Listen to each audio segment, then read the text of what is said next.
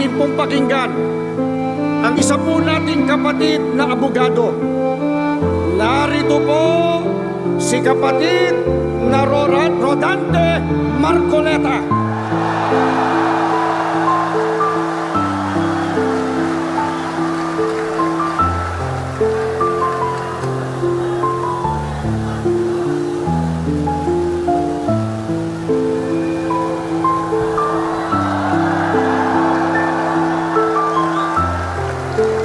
Okay pa po ba kayong lahat? Mga kapatid at mga kababayan, malinaw po nating narinig sa pampungad na pananalita ng kapatid na Edwil Sabala ang pinakalayunin ng malakihang pagkilos na ating sama-samang isinasagawa sa araw na ito. Nais nating katawanin ang nagkakaisang damdamin ng milyon-milyong Pilipino at isatinig ang kanilang pinag-isang mithiin para sa isang mapayapa at nagkakaisang Pilipinas. Kaugnay nito, binanggit din po ang ating kagustuhan na ipaalam sa mga opisyales ng ating pamahalaan ang ninanais at pinapangarap na maayos at epektibong paglilingkod at paglutas sa lumalalang kahirapan na pinalubha pa ng katiwalian at korupsyon, kalamidad, kriminalidad, bangayang pampolitika at iba pa. Kinikilala po nating lahat na nagkakatipon ngayon na sa pagkakaisa, kapayapaan at pagkakasundo lamang natin makakamit ang hinahangad na pagunlad at pagsulong ng ating bansa. Sa bahagi po naman ng kapatid na Romel Topacio, tinindigan ang pagtitipong ito ng Iglesia ni Cristo ay konkretong kahayagan ng suporta sa naunang pahayag ng Pangulong Bongbong Marcos na hindi sasang-ayon sa isinusulong na impeachment laban kay Vice President Sara Duterte. Kinatigan din po ng Iglesia ni Cristo ang posisyon ng Pangulo na ang impeachment ay hindi makapagdudulot ng kabutihan sa buhay ng kahit isang Pilipino. Hindi lamang ito pag-aksaya sa oras ng pamahalaan, kundi makakahadlang din sa pagre-resolba sa marami at pangunahing problema ng bansa. Mataas na presyo ng bilihin, mababang kalidad ng edukasyon, infrastruktura, serbisyong pangmedikal, kriminalidad, seguridad at iba pa. Higit sa lahat, ang pagsusulong ng impeachment ay mauuwi lamang sa pagtatalo-talo at papagkakampi-kampi, hindi lamang ng mga mamamayan, kundi pati na rin ng mga opisyalis ng gobyerno. Ipinaalala rin na kapag nagtatalo-talo ang mga nasa pamahalaan, apektado ang taong bayan. At kapag magulo ang bansa, ang mga tao ang kawawa.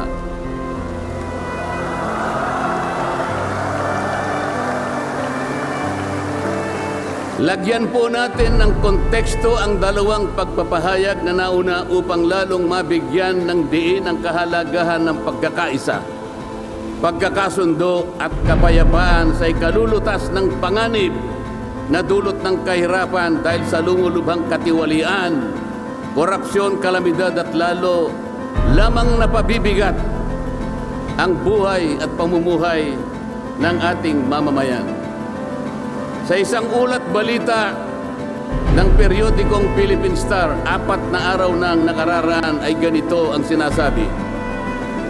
Based on a recent SWS survey, an estimated 17.4 million Filipino families considered themselves poor in the last quarter of 2024. This number represents 63% of the surveyed respondents, the highest self-rated poverty in 21 years. Across the country, Mindanao had the highest self-rated poverty at 76%, followed by Visayas at 74% and Luzon at 55%.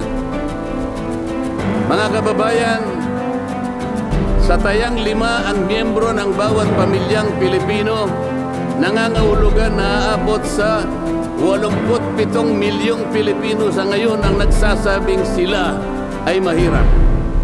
Katumbas ito ng 75% ng ating populasyon ngayon na tinatayang 116 million o mahigit pa. Gusto ko pong banggitin sa inyo at kailangan malaman ninyo na sa taong ito ang ating national budget ay nagkakahalaga ng 6.3 trillion pesos.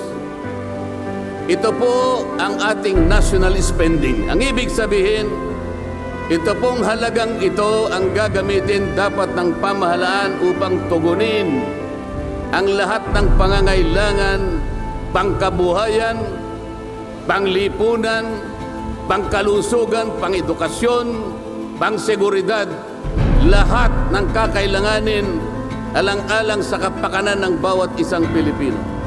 6.3 trillion pesos. Ngunit, ang tinatayang magiging income lang ng ating bansa ay kulang pa sa 5 trilyong piso. Ang ibig pong sabihin, meron tayong deficit. Meron tayong kakulangan na 1.5 trillion pesos. Ito po ang ating ipangungutang sa taong ito. 1.5 trillion pesos. Ibig sabihin po, bawat araw tayo'y gagasta ng 17.6 billion pesos. Yun po yung ating gasta. Araw-araw. Ngunit ang ating kinikita ng bansa ay 13.4 billion pesos lamang. Sa makatwid, ang uutangin natin araw-araw ay 4.2 billion pesos. Katumbas ng 175 million pesos bawat oras. Napakabigat po na hinaharap na hamon at problema ng ating bansa. Hindi po biro-biro ito. Ito po'y pananagutan po ng ating mga opisyalis. Hindi po pwedeng talikuran ito. Ganito na po kalala ang problema pang-ekonomiya ng ating bansa. Ngunit, hindi po yata ganito ang naging direksyon, sapagkat sa halip na po unahin ang mga binanggit nating malalaking problema na kinakaharap ng ating bansa, ang inuna po ay mga bagay na mauuwi lamang sa pagkakampi-kampi at pagkakabahagi ng ating bansa.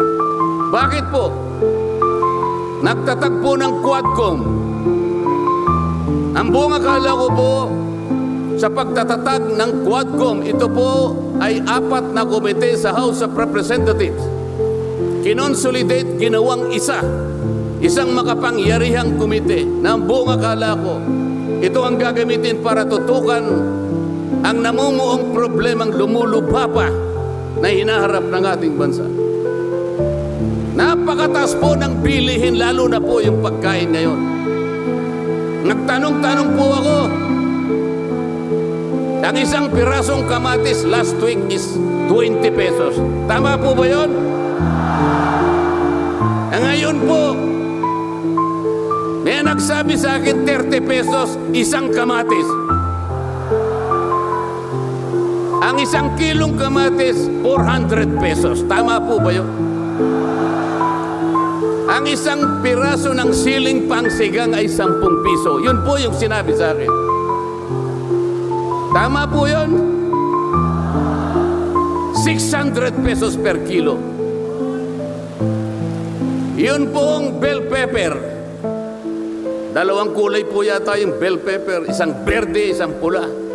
45 pesos ang isang piraso. 1,000 pesos ang isang kilo. Bakit hindi po ito yung unang harapin natin? Napakalala po ng presyo ng kuryente sa ating bansa.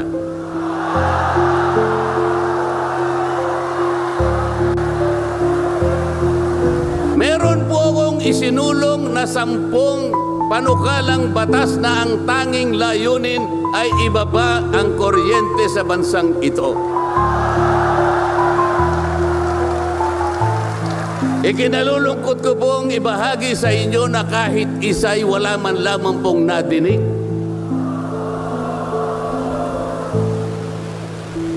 Ano po yung dininig? Pinatawag ang dating Pangulong Duterte, pinatawag ng Quadcom. At ang ginamit na pamamaraan ay yung isinasaad sa saligang batas, Inquiry in Aid of Legislation. Natupad po ba yung Inquiry in Aid of Legislation? Paano po in aid of legislation kung ang tatawagan nilang resource persons para humarap sa paglilitis na yon ay puro kalaban ng dating Pangulo? Alam po ninyo lahat yon. Pinagtatanong nila yung Pangulo base doon sa mga sinumpaang salaysay at affidavit nung kanyang mga inusig nung kanyang panahon sa war on drugs. Hindi naman ipinatawag ang mga taong maaring makapagbigay sa kanya ng tulong upang ipaliwanag ang war on drugs. Hindi ipinatawag ang mga Solicitor General sa kanyang panahon. Hindi ipinatawag ang mga Chief PNP upang magpaliwanag kung ano ang war on drugs. Puro kalaban ng dating Pangulo. Yung mga abogadong kasama niya para magtanggol sa kanya, hindi pwedeng magsalita. Sapagkat ang tuntunin sa mga komite, ikaw ay papayagan lamang para payuhan mo ang kliyente mo sa kanyang karapatan. Ngunit paano mangyayari na ang kliyente nila ay papayuhan sa kanyang karapatan kung bubulungan lang siya, ay makikita siya ng isang chairman doon. Attorney, huwag mong bubulungan yan. Iko-contempt kita.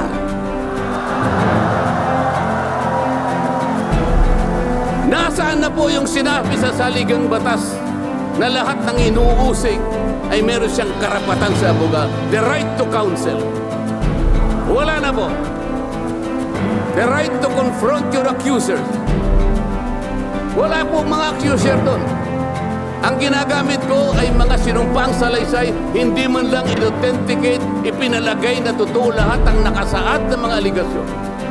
Anong gagawin ng isang tao sa harap ng ganito na walang rule of law at walang due process?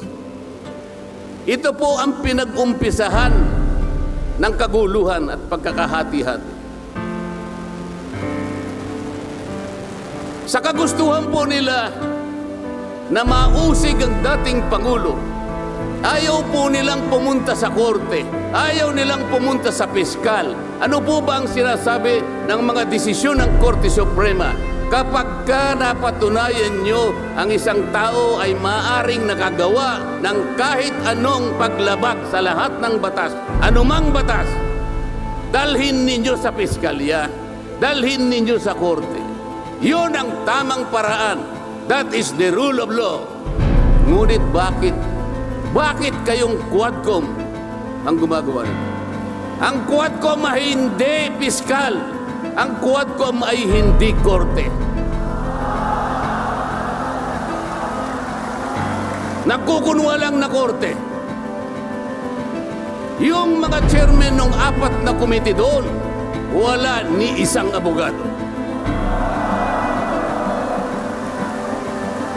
Pero naalala ko yung isa doon, kamukha ni Attorney Agaton.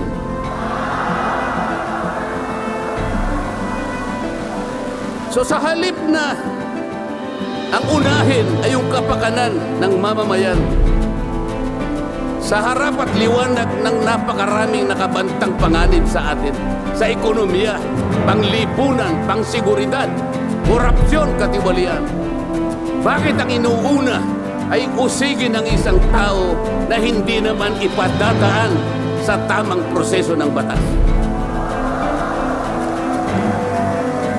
Pangalawa, tinawag po nila ang pangalawang Pangulo sa dalawang pagkakataon. Una po, nung magpipresent siya ng budget. Ang pinipresent po niyang budget ay budget for 2025. Akalain po ninyong ang gusto nilang tanungin ay yung pagkakagasta ng kanyang budget noong 2022 and 2023. Saan ka naman nakakita ng ganong klaseng direksyon? 2025 ang dapat pag-usapan, ang kanilang pilit na itinatanong ay paggamit o paggasta niya noong 2022 at 2023. Ang sabi po ng Vice President, siguro nainis na rin, I forgo my opportunity to defend this 2025 budget and I leave it to the discretion of the House of Representatives as presented. Ayaw pa nilang tanggapin. Nang ibig sabihin, ayoko nang idepensa sa inyo. Bahala na kayo. Kung anong gusto nyong ibigay sa akin, bahala na kayo. Ano pong ginawa nila? Hindi. Kinakailangang masagutin mo lahat ito.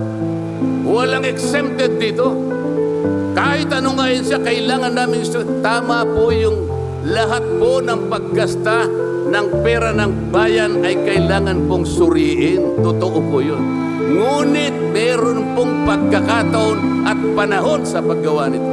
Hindi po sa panahon ng pipresenta ng budget. So ang ginawa po nila, tinawag uli ang pangalawang Pangulo sa isang pagdinig sa isang committee na kung tawagin ay Committee on Good Government. Alam po ninyo yung pagsisimula nila para magkaroon ng katwiran na masabi na ang Vice President. Kinasangkapan nila yung isa sa amin, isang representative sa Maynila, tumindig at nag-privilege speech.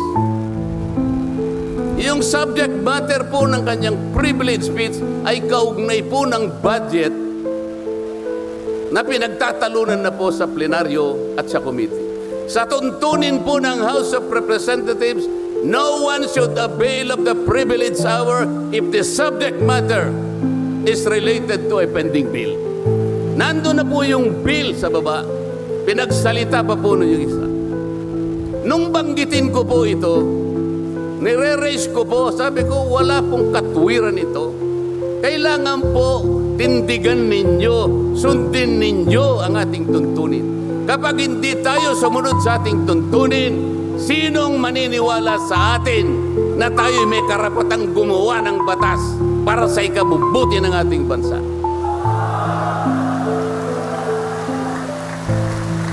Ang sabi po ng chairman, noted. Saan ka naman nakakita ng ganun? Ang House of Representatives ay lugar ng pagdidebate. Doon masusuri kung sino ang may katwiran. Kung hindi magsasalita ang chairman. At pagkatapos po, sinabi ko pa, bakit pa ako? Dahil lamang sa isang manifestation ng isa sa amin, ginawa na naman ninyong isang motu proprio action. Yung motu proprio po ay, ibig sabihin, ang komite sa kanyang sarili ay pwedeng mag-imbestiga sa sarili niya. Pero ginamit nila yung manifestation ng isa sa amin. Mali na naman po yun. Hindi po dapat ganun. Nung i-raise ko po yun, ayaw na naman po nilang pumayag. Samantalang ako po, I delivered a full privilege speech. DepEd din ang pinag-uusapan nun. At ang ni-raise ko po ay yung katiwalian involving more than 3 billion pesos covering 3 annual audits of the Commission on Audit. Kahit na full privilege speech, hindi man lang po ni-refer sa committee. Samantalang yung illegal po na privilege speech, dali-daling ibinigay kagad sa Committee on Good Government.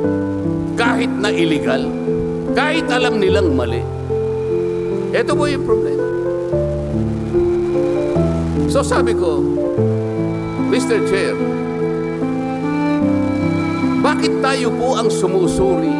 Bakit tayo po ang nag-audit ng confidential funds ng Vice President? Bakit tayo po?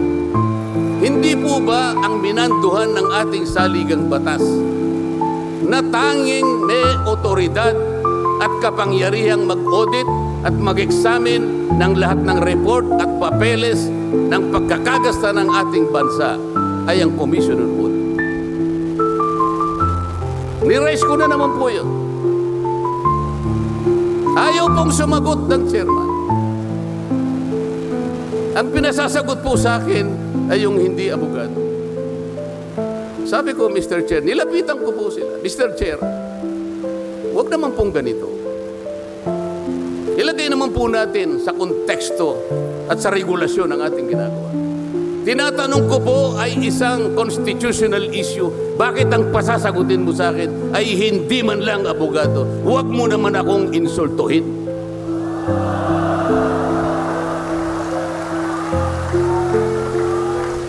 Doon sa puntong yun, alam po ninyo, pati yung kinakain kong hopya, pinagtripan nila.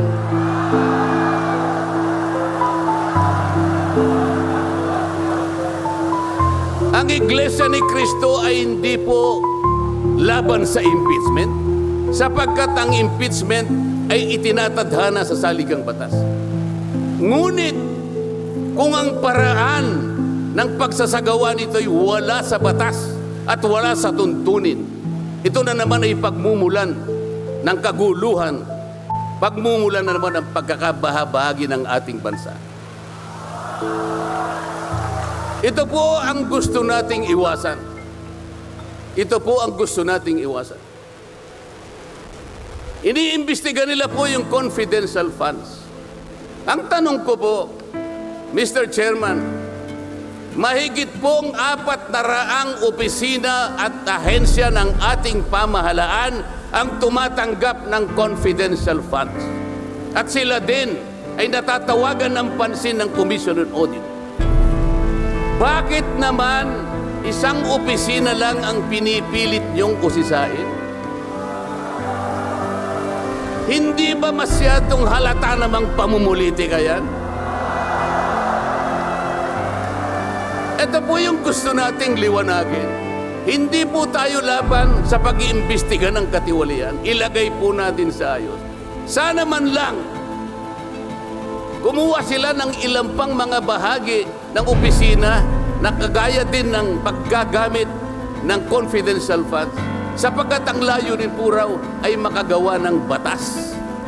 Kung talagang gusto ninyong gumawa ng batas, kasi po in aid of legislation, palagi po ito ang nagagamit, inquiry in aid of legislation. Nasa saligang batas po naman talaga ito. Kaya lang, meron pong limitasyon ang inquiry in aid of legislation. Ano po yung unang limitasyon? Kailangan po meron ka ng nakabalangkas na batas, panukala. Hindi mo lang makumple-kumpleto sapagkat nag-aatubili ka, baka merong impact ito sa ibang sektor. Kaya tatawag ka ng mga tao na makatutulong sa'yo para sa ganun makumpleto mo ang iniisip mong panukala. Pagka ganun, alam niya kung sinong tatawagin. At alam niya rin kung anong itatanong niya. Hindi po ganun ang nangyayari ngayon eh. Dahil nga wala na pong rule of law, basta na lang sila tatawag ng kahit sino sapagkat hindi naman po talaga ang layunin ay gumawa ng batas kung hindi usigin ang taong gusto nilang usigin. Ito po ang nangyayari ngayon. Kaya nga po, dahil sa kagustuhan nila na talagang usigin ng ICC ang Pangulong Duterte, alam po ninyo, yun lang ang tanging layunin. Sa 13 pagdinig ng Quadcom, 13, nakapaggawa lang sila ng isang batas na kahit siguro po high school graduate pagtatawanan niya, yung kanilang panukalang batas. Bakit po? Yung definition na definition lamang po ng extrajudicial killing ay talaga pong matatawa ka. Tayo ko na pong babain yun. Ibig sabihin, ang layunin talaga ay hindi in aid of legislation, kung hindi in aid of prosecution, in aid of persecution.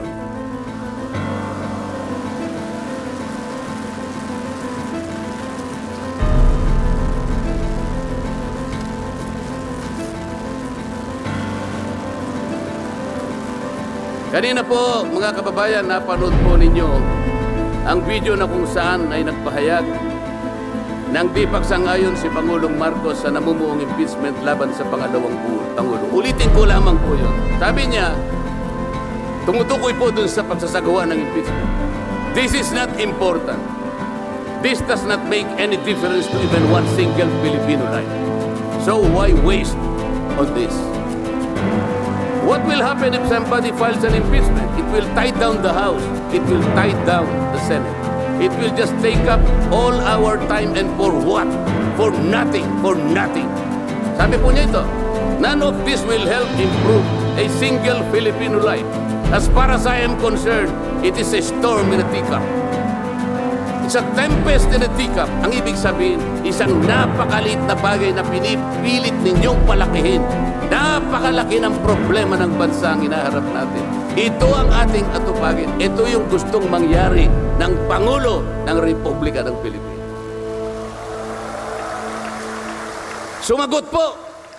Sumagot po ang liderato ng House of Representatives. At sa isang bahagi, ang sabi po niya, ito po, kinuha ko lang yung isang bahagi sa isang mahabang manifestong ginawa nila. Sabi po ng House of Representatives, bilang tugon doon sa sinabi ng ating Pangulo. Sabi po niya, together, let us rally behind our President to protect and preserve the gains of democracy as we build a stronger, more united, and more prosperous republic. Pero nasaan po kaya? Nandito po kaya lahat yung mga sumama sa manifesto ito na sumusuporta na mag-rally tayo sa likod ng Pangulo?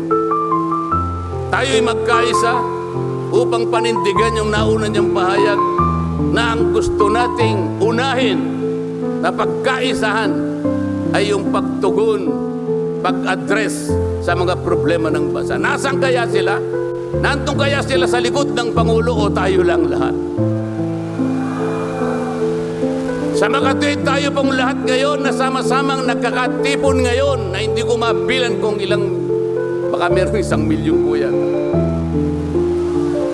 Tayo pala ngayon ang nagkakatipon sa diwa ng tunay na kapayapaan at pagkakaisa na nagrarally ngayon. Sapagkat tayo lamang ang nasa likod ng Pangulo sa kagustuhan niya na harapin natin ang mga hamon at nagbabantang problema ng ating bansa. Sapagkat, sabi niya, totoo naman, ang impeachment ay hindi makapagbibigay kahit anong butil ng kabutihan sa buhay ng isang Pilipino. Bago po ako magtapos, ay nais ko pong sipihin dito ang butil ng kaalaman na inalaw sa isang 1957 Nobel na ang pamagat ay Atlas Shrugged ni Alice O'Connor, na kilala sa taguring Ayn Rand. Ang sabi po niya, sa English muna po, pasensya na po kayo. When you see that in order to produce, you need to obtain permission from men who produce nothing. When you see that money is flowing from those who deal not in goods but in favors. When you see that men get richer by graft and bull, not by work. And your laws don't protect you against them, but protect them against you. When you see corruption being rewarded and honesty becoming a self-sacrifice, you may know that your society is doomed. Kapag nakikita po ninyo na para tayo ay mag-produce, ay hingi pa tayo ng permiso sa mga taong hindi naman nakakapag-produce. At nakikita po nyo na umaapaw ang pera sa pamagitan ng patagong transaksyon at hindi sa pamagitan ng mga merchandise na nakikita natin. At nakikita ninyo kanya na yung iba ay lalong nagiging mayaman sa pamagitan ng katiwalian at hindi sa pamagitan ng trabaho. At ang mga batas ninyo, sila pa ang pinoproteksyonan. At ang batas ninyo ay sila pa ang lumalaban sa inyo. At kapag ang corruption ay ito ang itinatadhana, ito ang binibigyan ng reward. At yung katapatan ay ito ay nagiging sakripisyong pang personal. Alam na ninyo na ang inyong lipunan ay nasa kapahamakan. Mabigat po ito. Mabigat po ito. Ito ang dapat harapin ngayon sa pamamagitan ng pagkakaisa, pagkakasundo at kapayapaan. Hindi po biro-birong problema ang inaharap ng ating bansa. At bago po ako tuluyang magtapos, payagan ninyo kung ulitin ang sentimiento ni Edmund Burke, isang English political philosopher, na sinabi niya, "The only thing necessary for evil to triumph is for good men to do nothing." Sa Tagalog po, ang tanging kailangan para magtagumpay ang kasamaan ay magsawalang kibo at walang gawin ang mabubuting tao.